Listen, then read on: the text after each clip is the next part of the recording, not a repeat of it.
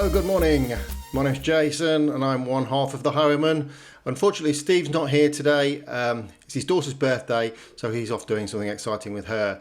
But I thought there was something I needed to talk about today, so I've decided to do this solo. Although if you just look over my my right shoulder, you'll see I have got a little helper with me who may pop up later on during the programme.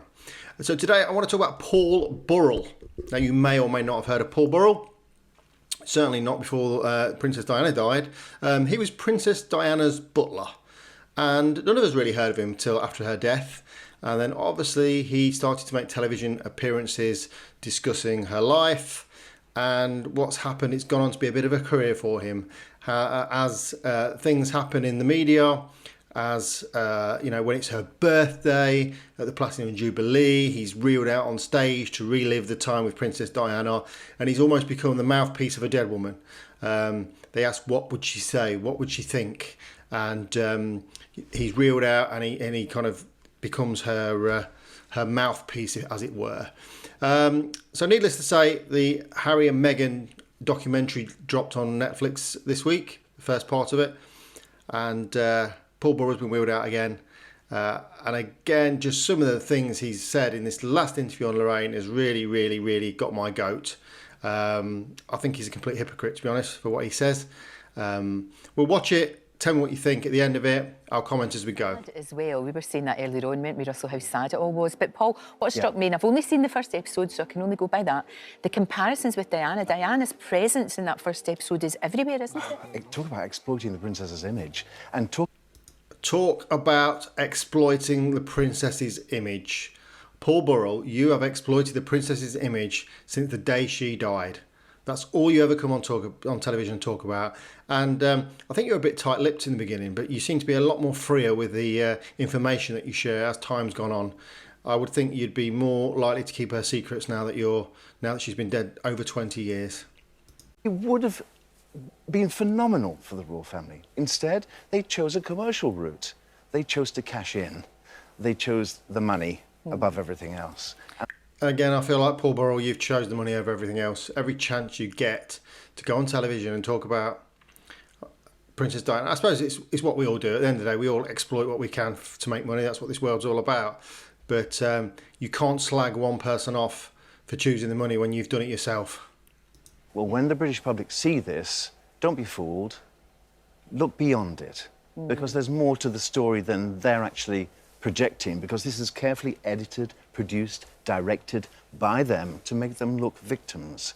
They weren't always victims. Harry led a very privileged life, and his mother always said to him, the price you pay for this privileged life is public service.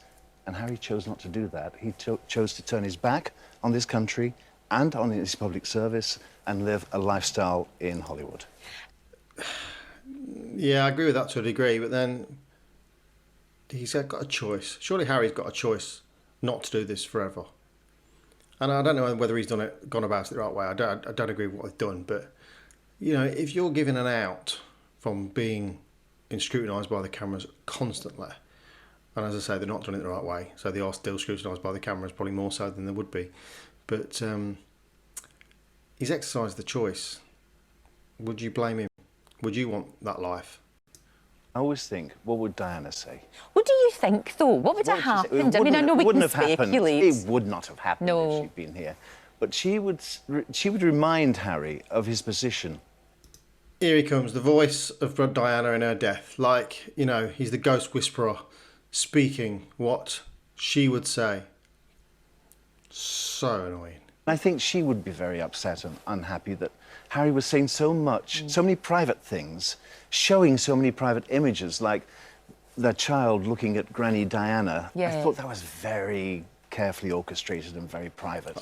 Do I watched the documentary and I saw the moment of the baby looking at the Princess Diana's picture in the nursery. And I actually thought that was a really nice thing. The fact that Diana was the baby's grandmother, was her grandmother.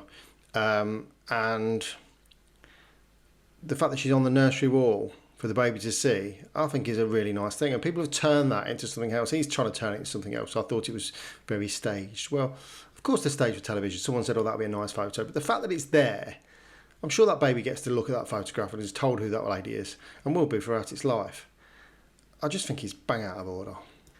Anyway, that's Paul Burrell, again, cashing in. He's making his little bit of money off Prince Diana's name and then slagging everyone else off for doing the same thing.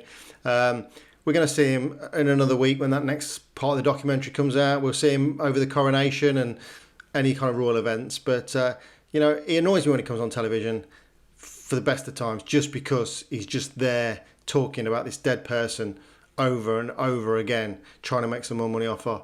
And he's just showing there what a hypocrite he is. Anyway, that's it for this week. Hope you like watching. Please like and subscribe, and we'll see you next time. Hopefully with Steve. Thanks for watching. Bye.